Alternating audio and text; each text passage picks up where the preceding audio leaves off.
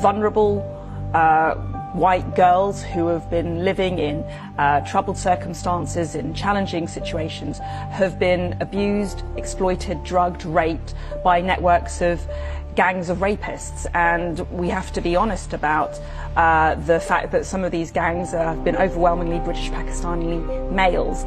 The authorities, whether that's social workers or teachers or police officers, when they've become aware of these problems, have turned a blind eye, and they have roundly failed to take the requisite action to safeguard these vulnerable girls.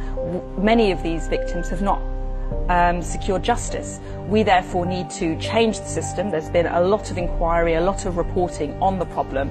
The government's now in a position to take action, and that's why we'll be introducing a mandatory duty on childcare professionals to actually report when they become aware of concerns relating to child sexual exploitation. You say this is a large-scale problem, and you've said this morning it's an open secret. I mean, are you saying that in the British Pakistani community people are complicit in this abuse?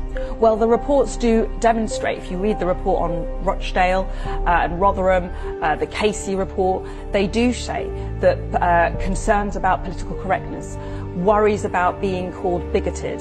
South Yorkshire Police has been, come in for criticism in previous years for not taking seriously the very serious, devastating claims by young white girls who've complained about being raped and abused by networks and rapists who have come from the British Pakistani male community. There's been a communal shutting down. So you in put the these responsibility areas on the community for not speaking out? The fault lies with, obviously, the perpetrators for carrying out these heinous and vile acts of depravity, but also the authorities. There's been a social ignorance. There's been a willful turning of the blind eye. There's been a failure to act. There's been a failure to act. Silence has enabled this abuse, and we need to therefore ensure that there's a duty, there's an obligation on those professionals that they can't get away with inaction. But you're making quite strong accusations that people are somehow turning a blind eye and complicit in abuse. Who do you mean? Because some of our viewers might think this morning, listening to you say, well, the authorities have failed. Well, the Conservatives have been in government for a very long time, and if you look at the system that's meant to support these victims, often prosecutions never happen. We know from the NSPCC that child sexual abuse victims sometimes have to wait more than a year before their case gets to court. So who are you blaming?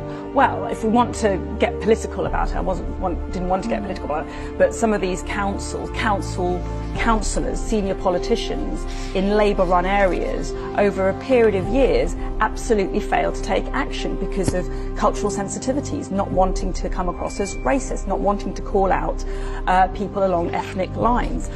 Justice hasn't been done for many of these victims. We now need to introduce a package of measures. That's what we're setting out today and tomorrow.